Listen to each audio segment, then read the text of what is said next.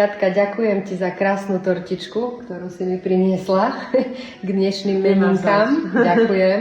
Hneď ako ju zjem, tak za tým si dám jačmeň a chlorelu. Ale ty mi povedz, Katka, nejaký 4. mesiac užívaš zelenače. Aké benefity to prinieslo pre teba? No keďže ja som mala problémy s trávením, tak určite toto bol môj prvotný cieľ, na čo som to chcela ako použiť. A takisto trošku sa mi upravila pleť, a to ako aj Renátka vždy hovorí, keď ku nej chodím, takže trošku sa mi upravila pleť a aj taký benefit, ako taký pridružený, síce tým, že veľa športujem, tak schudla som rýchlejšie ako minulého roku, keď som trénovala na maratón, čiže aj toto mi akože trošku pomohlo. Super, výborne.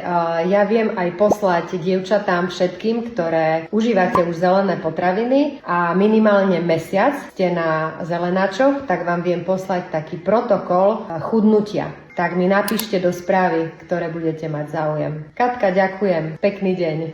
Ahojte.